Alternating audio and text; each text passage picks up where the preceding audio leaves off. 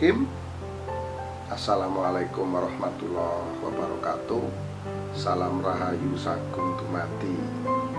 Sahabat Kitro Pamungkas dimanapun Anda berada, syukur kita panjatkan kehadirat Allah Subhanahu wa Ta'ala yang sampai saat ini telah memberikan kita nikmat sehat, nikmat yang paling tinggi dibandingkan nikmat-nikmat yang lain. Karena dengan nikmat sehat kita bisa melaksanakan rutinitas kita, pekerjaan kita sesuai bidang kita masing-masing. Dan kepada teman-teman yang kurang sehat, saya doakan semoga penyakit teman-teman segera diangkat oleh Allah Subhanahu wa Ta'ala dan diberikan kesehatan. Dan semoga wabah yang menimpa negara kita ini cepat hilang, cepat selesai, dan kita bisa melaksanakan kegiatan kita, hidup bermasyarakat, rukun, dan saling menyayangi teman-teman. Dan saya sangat bersyukur bisa membuat video ini, akhirnya saya bisa bersilaturahmi dengan teman-teman, berbagi pengetahuan. Dan pada kesempatan kali ini, seperti biasa, saya akan menceritakan ini berdasarkan buku Babat Tanah Jawi. Dan buku ini menceritakan mulai dari Nabi Adam sampai runtuhnya kerajaan Mataram, dan tebalnya ada 438 halaman teman-teman. Dan ini sudah saya baca berulang-ulang, dan akhirnya saya bisa membuat video ini dan bisa bercerita kepada teman-teman tentang sejarah kebudayaan yang dimiliki oleh Nusantara, oleh negara kita tercinta Republik Indonesia. Karena sejarah adalah satu bentuk tuntunan yang diberikan oleh para leluhur kita, dan kebudayaan adalah suatu bentuk identitas satu bangsa. Jika satu bangsa tersebut tidak memiliki kebudayaan, maka hancurlah peradaban bangsa tersebut teman-teman. Maka kita sebagai generasi penerus, kita juga harus tahu tentang cerita-cerita sejarah para leluhur kita, para pendahulu kita. Nah, disinilah saya sharing, saya berbagi kepada teman-teman ya. Dan kali ini saya akan bercerita tentang kisah seorang anak manusia yang luar biasa, yaitu yang bernama Joko Tingkir. Nah, pada satu ketika di kerajaan Majapahit ada seorang raja bernama Prabu Brawijaya. Nah, Prabu Brawijaya ini sangat senang sekali dengan Ki Ageng Pengging atau disebut Adipati Jayaningrat atau Adijaya teman-teman. Lalu Prabu Brawijaya menikahkan Ki Ageng Pengging ini dengan putrinya. Nah, dari pernikahan Ki Ageng Pengging dan putri dari Prabu Brawijaya ini memiliki dua anak. Yang satu bernama Kebu Kanigoro dan satunya bernama Kebu Kenongo. Nah, jadi anaknya dua teman-teman ya. Anak yang pertama namanya Kebu Kanigoro dan anak kedua bernama Kebu Kenongo. Dan Kebu Kanigoro ini, karena pada zaman dahulu ini kerajaan Majapahit ada menganut agama Buddha dan agama Islam teman-teman. Jadi Kebu Kanigoro ini mendalami agama Buddha, sedangkan Kebu Kenongo mendalami agama Islam. Diceritakan bahwa Kebu Kanigoro ini selalu terus bertapa, berpindah dari gunung ke gunung, hutan ke hutan, dan akhirnya beliau meninggal. Dan di sini diceritakan telah dibakar dan abunya sudah dilarung ke laut. Demikian ya teman-teman. Kita bercerita di sisi lain, yaitu anak yang kedua yang bernama Kebu Kenongo. Nah, Kebu Kenongo ini menganut agama Islam nih sahabat. Nah, Dan karena dia menganut agama Islam, maka Kebu Kenongo ini mencari guru. Dari Majapahit dia berjalan ke arah barat, teman-teman. Lalu di arah barat tersebut dia ingin mencari guru dan sekaligus untuk terus beribadah menganut agama Islam. Di sini ya Kebu Kenongo, teman-teman. Lalu Kebu Kenongo ini bertemu dengan gurunya, yaitu Kanjeng Syekh Siti Jenar. Saat berguru di padepokan Kanjeng Syekh Siti Jenar, Kebu Kenongo ini bertemu dengan Ki Ageng Tingkir, Ki Ageng Butuh, dan Ki Ageng Ngerang. Nah, akhirnya mereka 4 bersahabat ya teman-teman, yaitu Ki Ageng Tingkir, Ki Ageng Butuh, Ki Ageng Ngerang, dan Ki Kebu Kenongo. Mereka ini akhirnya apa? Mereka bersahabat, satu guru, yaitu gurunya Kanjeng Syekh Siti Jenar. Lah, dengan kedatangan Kebu Kenongo ini diketahui oleh Sultan Demak. Sultan Demak tahu kalau Ki Kebu Kenongo ini sekarang berada di salah satu kedukuhan, salah satu tempat, yaitu yang masih dalam area kerajaan Demak. Ini Sultan Demak ini berpikir, kenapa ini Kebu Kenongo ini ngapain pergi ke telatah Demak atau di daerah Demak? Apakah dia benar-benar ingin belajar agama atau ingin menjadi raja? Karena Kebu Kenongo ini diketahui bahwa beliau adalah keturunan dari Prabu Brawijaya, teman-teman. Ini dari Ki Ageng Pengging ya, dan putrinya Prabu Brawijaya. Maka curiga di sini Sultan Demak ini curiga. Nah, karena kecurigaan inilah Sultan Demak ini mengutus Wanapala. Wanapala ini utusan dari Demak untuk menghadap kepada Kebu Kenongo. Lalu berangkatlah Wanapala ini menuju ke padepokan Syekh Siti Jenar dan akhirnya bertemu dengan Kebu Kenongo. Sesampainya di padepokan mereka berdebat tentang agama, tentang keyakinan, dan Kebu Kenongo mengatakan bahwa beliau tidak mau menghadap Sultan Demak. Pokoknya apapun yang terjadi tidak mau.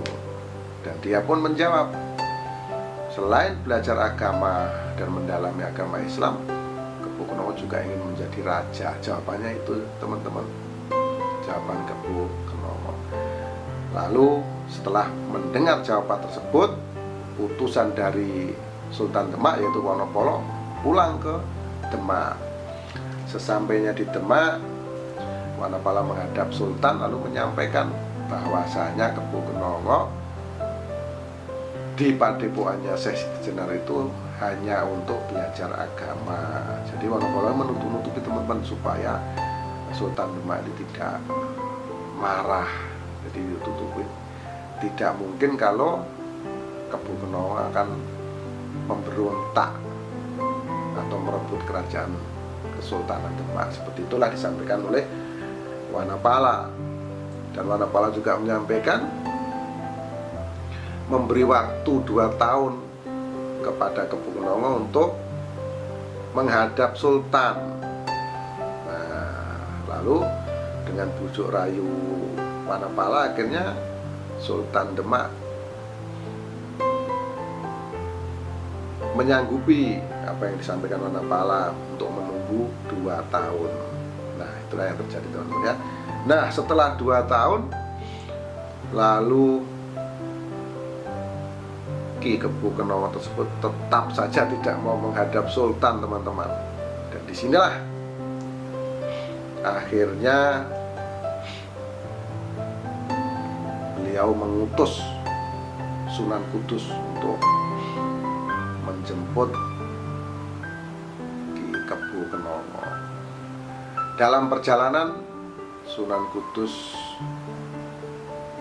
terus memberi pesan kepada masyarakat agar apa? Agar selalu patuh kepada Kesultanan Demak, teman-teman.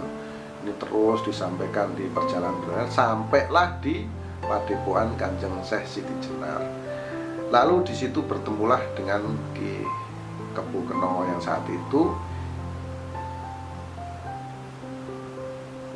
istrinya Ki Kebo Kenomo ini telah hamil, teman-teman.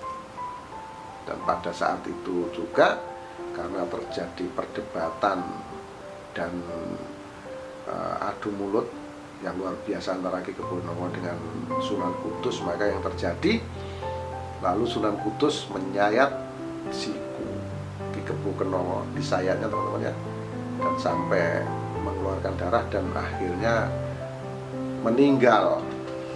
Ki Kebo Kenomo meninggal, teman-teman. Lalu warga yang ada di situ, yang di Padepokan situ, seluruh santri yang dari Padepokan Siti Jenar marah, lalu terjadilah keributan di sini, teman-teman. Terjadi keributan. Akhirnya Sunan Kudus melemparkan tongkatnya, dan setelah tongkatnya dilempar, semua santri yang ada di Padepokan Siti Jenar lalu terdiam.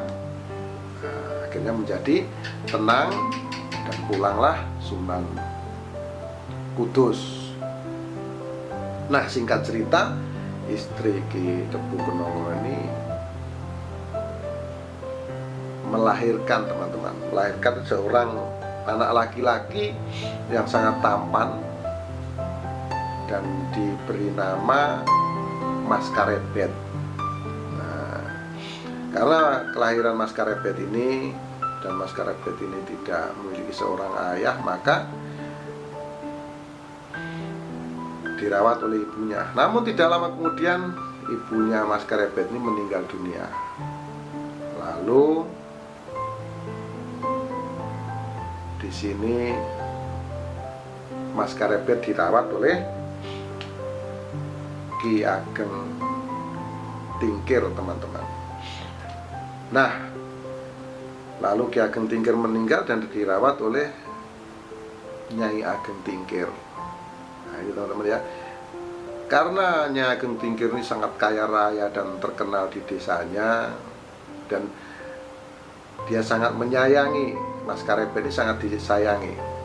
Sampailah Mas Karebet ini tumbuh menjadi orang yang dewasa, menjadi perjaka. Namun kesukaan Mas Karebet ini selalu pergi ke hutan, ke gua-gua untuk bertapa, teman-teman. Lalu dipanggillah oleh Nyai Tingkir. Dan karena dia tinggal di desa Tingkir, teman-teman, lalu diberi nama Jaka Tingkir. Nah, dia mendapat nama namanya Joko Tingkir, teman-teman. Lalu Nyai Tingkir ini bicara kepada Joko Tingkir bahwa yang dilakukan ini adalah cara orang Buddha. Karena kamu orang Islam, Joko Tingkir tidak boleh pergi ke gua-gua, jadi kamu harus mencari guru.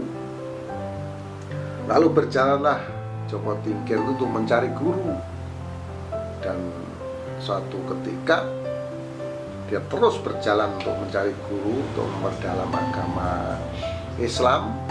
Lalu bertemu dengan Ki Ageng Selo. Ki Ageng Selo ini adalah tokoh yang luar biasa, teman-teman ya. Ki Ageng Selo ini mampu menangkap petir. Nanti di cerita selanjutnya saya akan ceritakan, juga ada di buku Babat Tanah Jawa ini, teman-teman ya. Lalu bergurulah Joko Tingkir ini kepada Ki Ageng Selo. Dan Joko Tingkir bercerita tentang silsilah keluarganya. Dan Ki Ageng Selo sangat sayang karena dia tahu bahwa Joko Tingkir ini adalah putra dari Kebo Kenomo, teman-teman.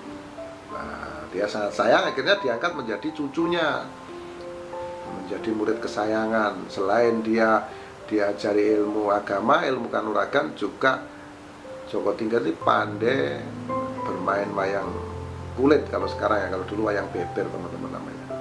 Nah, lalu setelah lama berguru kepada Ki Ageng Selo, suatu ketika Joko Tingkir ini pergi di ladang dan di situ bertemu dengan Sunan Kalijogo, teman-teman. Lalu berteman dengan Sunan Kalijogo. Sunan Kalijogo berbicara, "Hei, Tingkir, kamu ngapain kerja di ladang? Kamu ini calon raja di tanah Jawa. Sana kamu mengabdi ke Demak Bintoro sana, agar keinginanmu dan cita-cita kamu terkabul."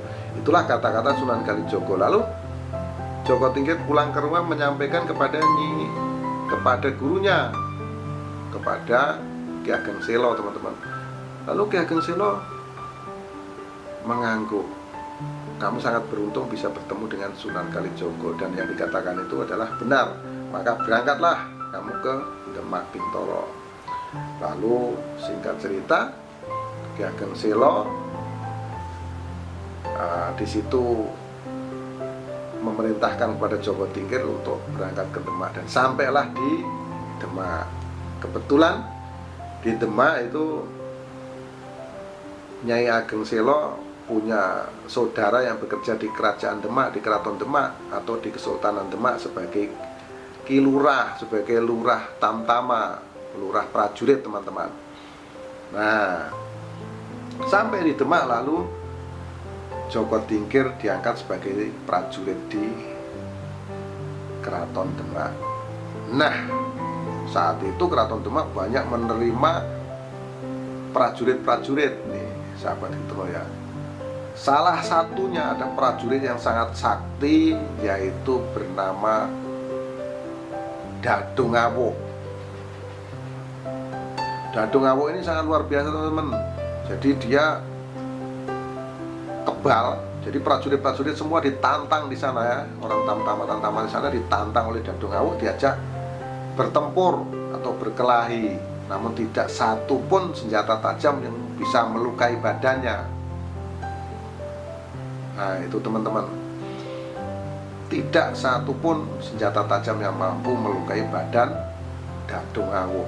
Karena Dadung Awo ini memiliki kodam buto ijo nih, teman-teman ya. Badannya ini ada energi atau kekuatan buto ijo. Karena memang Dadung Awo ini di desanya juga sangat sakti. Dia kerjanya bertapa di gua, hingga ada energi atau kodam buto ijo yang nempel di badannya dan membuat badannya menjadi kebal. Lalu Joko Tingkir mendatangi Dadung Awo. Karena Dadung Awo ini terlalu sombong, Joko Tingkir ini tidak suka dan bicara kepada Dadung Awo. "Benarkah kamu ini kebal, Dadung Awo?" "Ya, saya kebal," jawaban dari Dadung Awo, teman-teman. Lalu Joko Tingkir bilang, "Jika kamu memang betul-betul kebal, ini saya punya alat kecil untuk makan sirih, teman-teman. Jadi ada semacam besi ya, kalau orang mau ngambil itu ya, mau makan sirih itu kan ada ngambil ininya ya, ngambil kapurnya itu untuk nyidu itu. Nah, bolehkah ini saya tusukkan di badanmu?" Lalu Dadung Awo ini merasa yakin tidak akan ada senjata apapun yang tembus ke badannya. "Ya, silahkan," kata Dadung Awo. Lalu Joko Tingkir dengan sigapnya menikamkan alat untuk nyirih itu, yaitu untuk ngambil kapur sirih itu, teman-teman ya, diuncapkan di dadanya. Lalu keluarlah darah segar dari badan Dadung Awo, dan akhirnya Dadung Awo meninggal. Karena meninggalnya Dadung Awo ini, sang Sultan Demak murka, marah, teman-teman. Lalu Joko Tingkir diusir dari Kerajaan Demak. Nah, karena sudah diusir, maka Joko Tingkir akhirnya keluar dari Kerajaan Demak. Nah, karena keluar dari kerajaan Demak inilah akhirnya Joko Tingkir terus berjalan teman-teman, terus berjalan. Dan satu ketika secara tidak sengaja Joko Tingkir bertemu dengan Ki Ageng Buto. Nah, perlu diketahui ya teman-teman, Ki Ageng Buto ini saudara seperguruan dari orang tuanya, orang tua Joko Tingkir ya. Lalu Ki Ageng Buto bertanya, kamu siapa? Kok saya melihat kamu, saya teringat dengan seseorang, tapi kamu lebih tinggi dari orang tersebut. Orang tersebut bernama Ki Kebo Kenongo. Joko Tingkir menjawab, saya putra Ki Kebo Kenongo. Lalu dipeluklah Joko Tingkir, kamu adalah anakku. Siapa nama kamu? Saya bernama Joko Tingkir. Nah, diajaklah Joko Tingkir ke Desa Butuh oleh Ki Ageng Butuh teman-teman. Lalu dipanggillah Ki Ageng Ngerang, saudara seperguruannya.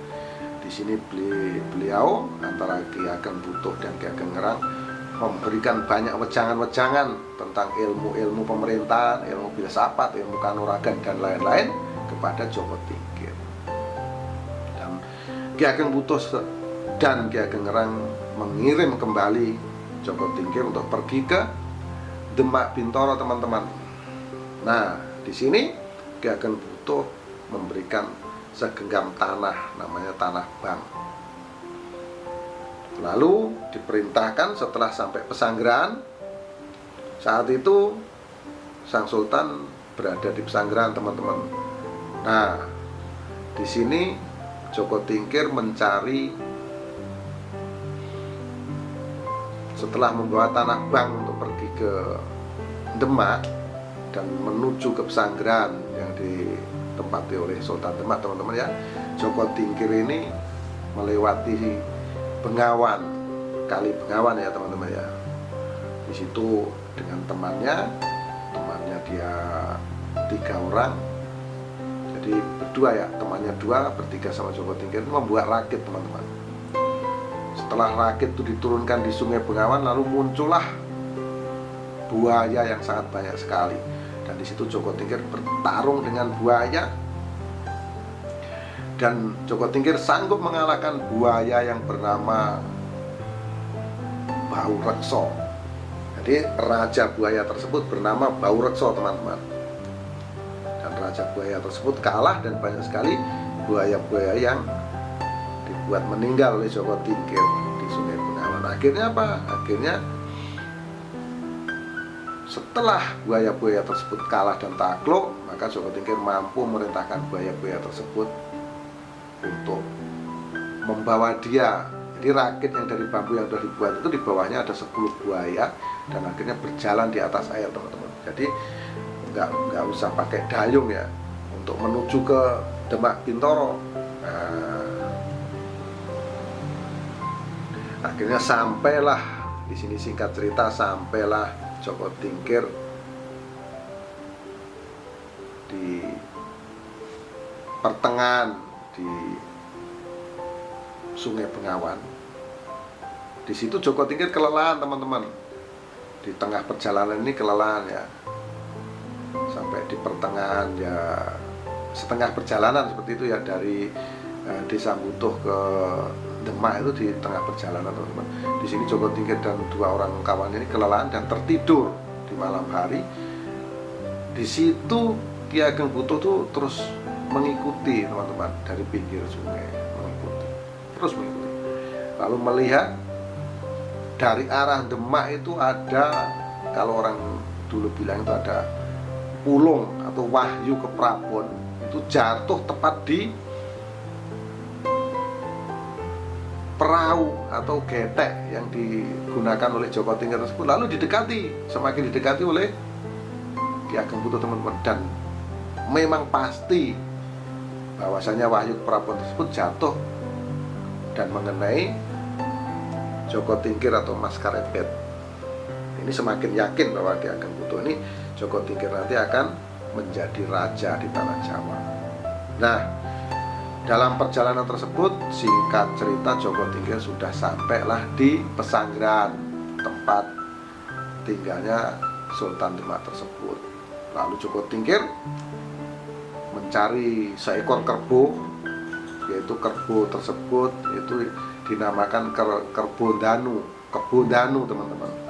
Nah, kebun Danu tersebut mulutnya lalu dibuka, dikasih tanah bang yang dibawa oleh Joko Tingkir atas pemberian dari Ki Ageng Butuh tadi teman-teman, Ki Ageng Butuh dan Ki Ageng Irang.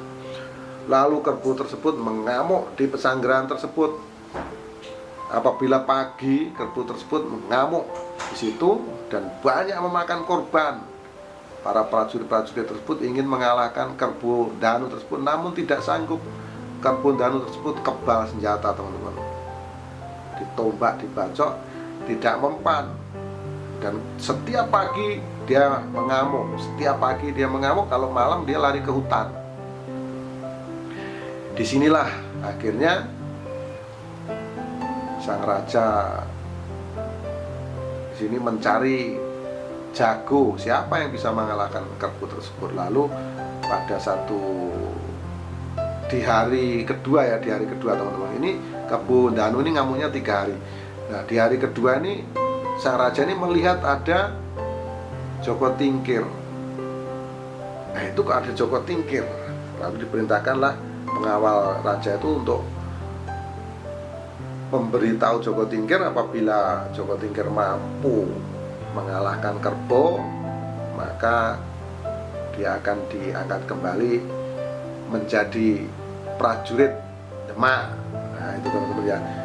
Nah, berita itu sampailah ke Joko Tingkir. Lalu dengan sigap Joko Tingkir bertempur melawan kerbau Danu tersebut.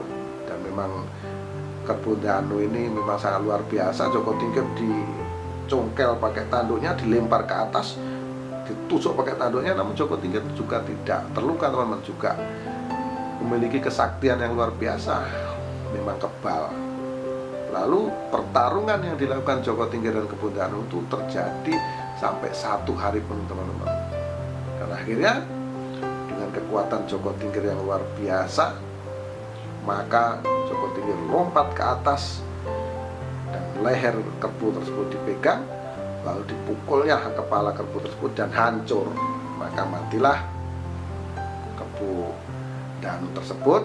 Dan setelah kerbau Danu tersebut mati, maka sang Sultan Demak sangat senang, sang raja sangat senang, dan diterima kembalilah Joko Tingkir untuk menjadi tamtama, untuk menjadi prajurit di kerajaan Demak. Demikian kepada sahabat Ki Trun Pamungkas cerita singkat tentang Mas Karebet atau Joko Tingkir atau Sultan Hadiwijoyo. Semoga ini bisa menambah wawasan tentang budaya yang ada di negeri tercinta kita Indonesia, budaya Nusantara, warisan leluhur-leluhur kita. Dan kita sebagai generasi penerus bangsa juga harus merasa bangga, harus merasa senang, karena memang pendahulu-pendahulu kita ini memiliki cerita yang sangat luar biasa teman-teman. Salah satunya adalah cerita tentang Joko Tingkir ini teman-teman ya. Nah, di sini saya akhiri. Apabila ada salah, mohon dimaafkan, karena kesalahan mutlak milik manusia, termasuk saya Ki Trun Pamungkas, dan kebenaran hanya milik Allah Subhanahu wa taala. Akhirul salam.